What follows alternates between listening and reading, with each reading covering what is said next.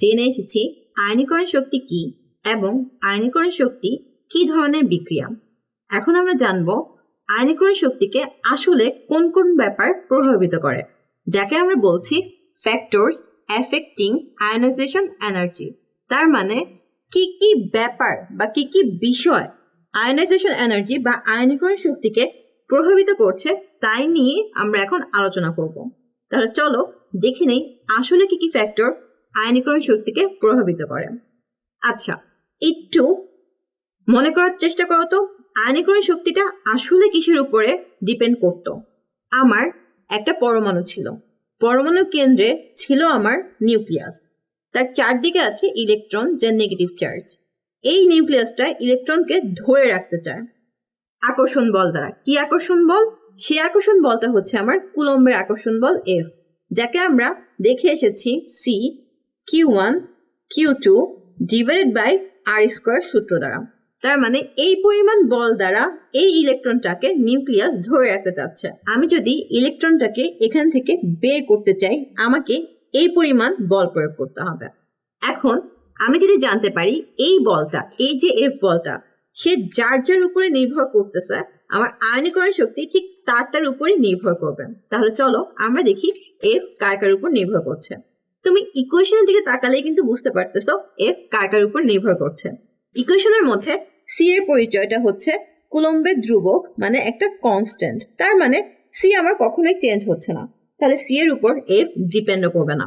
তাহলে আমি সামনে আগে আর কি আছে, এখানে দেখো আমার Q1 হচ্ছে আমার এই যে নিউক্লিয়াসটা, এই নিউক্লিয়াসটার মধ্যে টোটাল যে চার্জ, মানে প্রোটনের চার্জ। তাহলে এটা হচ্ছে আমার পজিটিভ চার্জটা, পজিটিভ চার্জের ভ্যালু। অ্যান্ড আমি যদি Q2 দেখি, আমার ইলেকট্রনের চার্জ, তার মানে Q2 হচ্ছে আমার ইলেকট্রনের চার্জ। তাহলে আমি দেখতে পাচ্ছি যে এফ এর সাথে এই যে দুইটা তোমার Q1 এবং Q2 সম্পর্কিত, মানে আমি যদি নিউক্লিয়াসের চার্জ বাড়াই এফ বাড়বে। মাথায় রেখো, প্রথম সম্পর্ক আমরা দেখছি যে F proportional to Q1 Q2। তার মানে আমি যদি Q1 এবং Q2 এর ভ্যালু বাড়াতে থাকি, তাহলে আমার এই এফ এর ভ্যালুটা বাড়তে থাকবে, তাই না? এটা হচ্ছে আমাদের প্রথম সম্পর্ক। আর কি আছে ইকুয়েশনের দিকে দেখো, আমরা দেখতে পাচ্ছি এফ এর সাথে আর এর একটা সম্পর্ক আছে। আরটা কি ছিল আসলে? আরটা ছিল আমার এই যে আমার Q1, এই যে আমার Q2, এই দুইটা চার্জের মধ্যবর্তী দূরত্ব, মানে দুটা যে কণিকা যাদের মধ্যে আমার চার্জটা ডেভেলপ করেছে, সেই দুটো চার্জের মধ্যবর্তী ডিস্টেন্স। এবং আমরা যদি দেখতে পারি এই সমীকরণে আরটা আছে আমার নিচে, তাহলে আমি বলতে পারি 2 number F proportional to 1/r²। তার মানে দূরত্বের বর্গের ব্যস্তানুপাতিক। এটা থেকে আমরা বলতে পারি এফ এর একটা সম্পর্ক দূরত্বের সাথে আছে। আমার নিউক্লিয়াস থেকে ইলেকট্রনটা যত বেশি দূরে থাকবে, মানে আমার আরটা যত বড় হবে, আমার এফটা তত কমতে থাকবে। মানে আমি যত বেশি দূরত্ব বাড়াবো, আমার এফ তত কমতে থাকবে। তাহলে দেখো, কুলম্বের সূত্র থেকে আমরা অলরেডি দেখে ফেলেছি ফ্যাক্টরগুলো। একটা ফ্যাক্টর আমি দেখতে পাচ্ছি যে চার্জের পরিমাণ। আচ্ছা, এটার নাম কি হতে পারে বলতো? এইটার নাম হবে আমার চার্জের পরিমাণ। তাহলে প্রথম ফ্যাক্টরটা আমি কুলম্বের সূত্রের সাহায্য নিয়ে নামকরণ করে ফেলবো। নামকরণটা আমার কি হবে? নামকরণটা হবে আমার চার্জের পরিমাণ। তাহলে আমি লিখে ফেলি, আমার প্রথম ফ্যাক্টর হচ্ছে চার্জের পরিমাণ। এখন এই ফ্যাক্টরটা নিয়ে যদি আমি আলোচনা করতে চাই, একটু দেখো তো, আমি কিন্তু আলোচনা করে ফেলেছি। আমরা কুলম্বের সাথে কি দেখতে পাচ্ছি?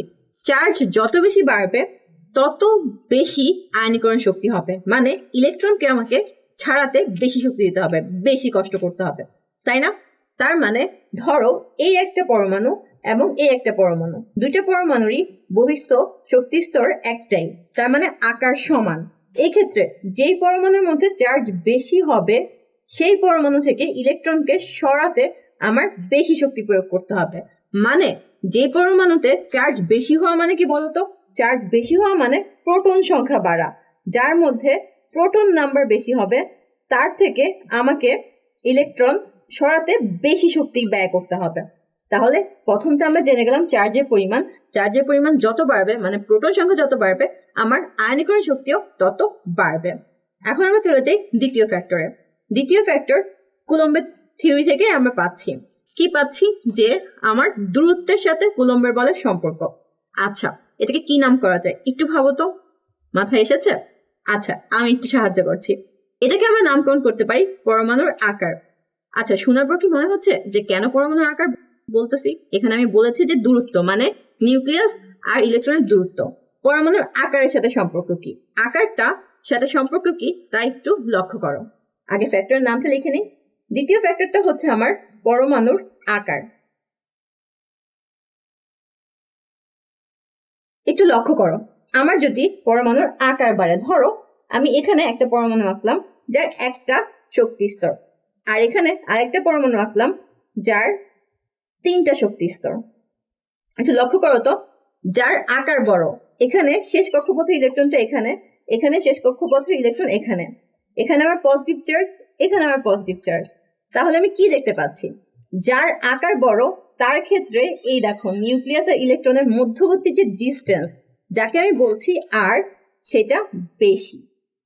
আর যার আকার ছোট তার আরটা, ধরো এটাকে আমি R1 লিখলাম, এটা R2 লিখলাম, তাহলে আমি বলতে পারি R2 গ্রেটার দেন R1। তাহলে আকারের সাথে আসলে দূরত্বের সম্পর্ক। যত বেশি আকার বড় হবে তত আমার আর এর পরিমাণ বাড়বে। আর আর যদি আমার বাড়ে, আমরা কি জেনেছি যে আমার আর যদি বাড়ে তাহলে আমার এফ এর পরিমাণ কি করবে? কমবে। কারণ কি? এটা যদি একটু থিওরিটিক্যালি দেখি বা একটু এক্সাম্পল দিয়ে বুঝাই, একটু লক্ষ্য করো, যে ইলেকট্রনটা দূরে আছে তার প্রতি নিউক্লিয়াসের আকর্ষণ কম। আর একটু ভালোভাবে বুঝাই, আমরা একটা প্রভার্ব পড়ে এসেছি যে out of sight out of mind, মানে চোখের আড়াল মানে মনের আড়াল।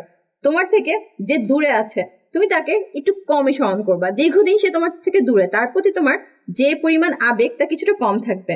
তোমার আশেপাশে তোমার যে ফ্রেন্ড সার্কেল আছে তাদের প্রতি তোমার আবেগ বেশি, কারণ তুমি তাদেরকে সামনে দেখছো। এখানেও ঠিক সেই ঘটনাটা ঘটে।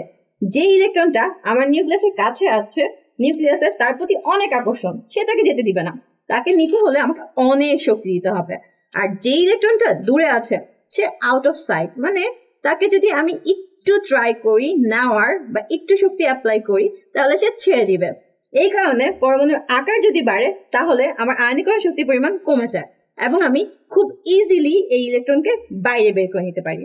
এভাবে আমরা প্রথম দুটি ফ্যাক্টর দেখে ফেললাম। আয়নীকরণ শক্তির প্রথম দুটো ফ্যাক্টর আমরা কুলম্বের সূত্র থেকে পেয়ে গেছি।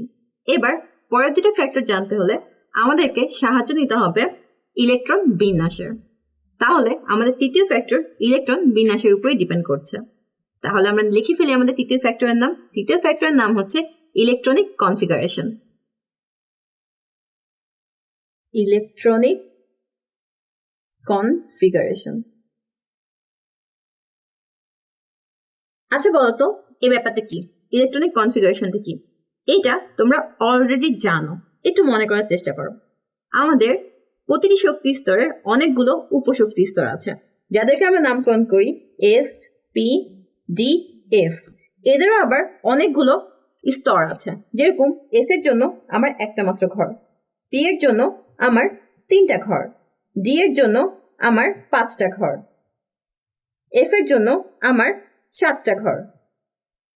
4, 5, 1, 2, 3, 4, 5, 6, 7, 7টা ঘর। এবং আমরা জানি এই প্রতিটা ঘরই ইলেকট্রন দ্বারা পূর্ণ থাকতে পারে। দুইটা ক্ষেত্রে পরমাণু স্থিতিশীলতা অর্জন করে। দুইটা ক্ষেত্র কি?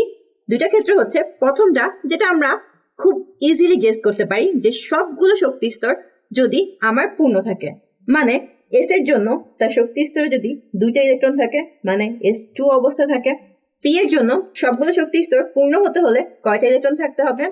P6, কারণ প্রতিটা শক্তি স্তরে 2টা করে ইলেকট্রন থাকে, 3টা আছে, তাহলে 3 দুগুণে 6। ডি এর জন্য ঘর হচ্ছে 5টা, তাহলে ডি যদি পূর্ণ থাকতে চায় তাহলে কয়টা হবে? 5, 5 গুণ করতে হবে কত দিয়ে? 2 দিয়ে। প্রতিটি ঘরে 2টি ইলেকট্রন থাকে, তাহলে ডি এর জন্য হবে আমার 10। আর এফ এর ঘর আছে 7টা, প্রতিটা ঘরে 2টা ইলেকট্রন, 7 দুগুণে 14। এফ এর জন্য আমার 14টা হচ্ছে তার সবগুলো কক্ষপথ পূর্ণ করার জন্য ইলেকট্রন সংখ্যা। এই যে অবস্থা যেখানে সবগুলো ঘর পূর্ণ, সেটা হচ্ছে খুবই স্টেবল একটা কনফিগারেশন। তাহলে আমরা এটাকে বলতে পারি স্টেবল কনফিগারেশন। এখন ধরো কোনো একটা স্তরের জন্য এনাফ ইলেকট্রন নেই, তাহলে এর চেয়ে কম কোনো বিন্যাসে সে কি আসলে স্থিতিশীল অর্জন করতে পারে? একটু ভাবো তো। হ্যাঁ পারে। কিভাবে পারে? সে পারে প্রতিটা ঘরেরই সেই ইলেকট্রন প্রবেশ করাবে, কিন্তু একটি করে। তাহলে আমরা দেখে ফেলি আমাদের অর্ধপূর্ণ স্থিতিশীলতা, যে অর্ধপূর্ণ অবস্থায় কিভাবে স্থিতিশীলতা অর্জন করে। দেখো এসে যদি দুটা না হয়ে একটা ইলেকট্রন হয়, এস এর এই একটা ঘর পূর্ণ হচ্ছে, তাহলে এটাও কিন্তু তার জন্য স্টেবল কন্ডিশন, কারণ তার একটা ঘরে ইলেকট্রন প্রবেশ করছে। পি এর যদি তোমার 6টা না এসে প্রতিটাতে একটা করে থাকে, তার মানে P3, সেটাও তার জন্য স্টেবল, সে অর্ধপূর্ণ আছে। ডি এর জন্য আমার 5টা ঘরের প্রতিটা যদি পূর্ণ, ডাবল ভাবে পূর্ণ না করে আমি সিঙ্গেল ভাবে পূর্ণ করতে চাই, তাহলে কয়টা লাগবে? 1টা, 2টা, 3টা, 4টা, 5টা। তাহলে D5 হচ্ছে অর্ধপূর্ণ অবস্থা। এফ এর জন্য সেম ভাবে যদি আমি গণি 1, 2, 3, 4, 5, 6, 7, তাহলে এফ এর জন্য আমার 7। এটা হচ্ছে আমার অর্ধপূর্ণ অবস্থা। এই অর্ধপূর্ণ অবস্থাও স্টেবল। তাহলে আমরা দেখলাম দুই ধরনের ইলেকট্রনিক কনফিগারেশন অনেক স্টেবল, একটা হচ্ছে সম্পূর্ণ পূর্ণ আর একটা হচ্ছে অর্ধপূর্ণ। কোনো পরমাণু যদি এরকম অবস্থায় থাকে, সেই ক্ষেত্রে তার থেকে তুমি যদি ইলেকট্রন নিতে চাও, সে কিছুতেই ইলেকট্রনকে দিবে না, কারণ এই ইলেকট্রনের মাধ্যমে সে খুব ভালো একটা কনফিগারেশনে আছে, মানে সে স্থিতিশীল, সে কিছুটা হলেও নিষ্ক্রিয় গ্যাসের মতো অনুভব করছে, যে আমি কিছুটা হলেও নিষ্ক্রিয় গ্যাসের মতো নিষ্ক্রিয়, মানে স্থিতিশীলতা তার মধ্যে আছে। নর্মালি যে কোনো ইলেকট্রন বিন্যাসের জন্য ধরো কোনটাতে D7 আছে কিংবা D8 আছে, এই ক্ষেত্রে ইলেকট্রন নেওয়া যতটা ইজি, D5 কিংবা D10 থেকে ইলেকট্রন নেওয়া অনেক বেশি কঠিন, কারণ এই দুটো কনফিগারেশন আমার স্টেবল কনফিগারেশনের মধ্যে পড়ে যায়। তাহলে আমরা তৃতীয় ফ্যাক্টর দেখতাম ইলেকট্রনিক কনফিগারেশন। ইলেকট্রনিক কনফিগারেশন যত বেশি স্টেবল হবে, আমার আয়নীকরণ শক্তি তত বাড়বে। আমরা 3টে ফ্যাক্টর দেখে ফেলেছি, এখন আমরা আলোচনা করব আমাদের 4 নম্বর ফ্যাক্টর নিয়ে, যেটা ইলেকট্রনিক কনফিগারেশনের সাথে সম্পর্কিত। 4 নম্বর ফ্যাক্টরটা হচ্ছে সাবশেল ইফেক্ট। আচ্ছা, নামটা কি পরিচিত লাগছে? হ্যাঁ, এই ইফেক্টটা তুমি দেখে এসেছো পরমাণুর আকারে, মানে পূর্ববর্তী আলোচনাতেই আমরা এটা সম্পর্কে বলেছি। তারপর এখানে আমরা আলোচনাটা কিছুটা কন্টিনিউ করব। আমাদের 4 নম্বর যেই ফ্যাক্টর, সেই ফ্যাক্টরটা হচ্ছে সাবশেল ইফেক্ট। আমার সাবশেল আছে 4টা, আমরা জানি S, P, D, F। এখন সাবশেল ইফেক্টের জন্য এদের আকৃতিটা অনেক বেশি ইম্পর্টেন্ট। এস এর আকৃতি গোলাকার, মানে ছোট, সে না নিউক্লিয়াসের খুব কাছে থাকে, কারণ তার আকৃতি গোলাকার, নিউক্লিয়াসকে সে কাভার করে রাখতে পারে বেশি। পি এর আকৃতি আমার ডাম্বেল আকার, সে এস এর চেয়ে অনেক কম পরিমাণে নিউক্লিয়াসকে কাভার বা আচ্ছাদন করে। ডি এর আকৃতি জটিল, 3 ডাইমেনশনাল স্ট্রাকচার, এফ এর আকৃতি 3 ডাইমেনশনাল স্ট্রাকচার। তাহলে এই যে আকৃতিগুলো, যত বেশি আমি নিচের দিকে যাচ্ছি, তত বেশি আমি দেখতে পাচ্ছি যে আকৃতিগুলো বড় হচ্ছে এবং নিউক্লিয়াসকে আচ্ছাদন করার পরিমাণ কমে যাচ্ছে। যে অরবিটাল নিউক্লিয়াসকে যত বেশি আচ্ছাদন করবে, সেই অরবিটালের ইলেকট্রন নিউক্লিয়াসের তত কাছে থাকবে, সেই ইলেকট্রনকে নেওয়া আমাদের জন্য তত কষ্ট, কারণ সে ধরে রেখেছে।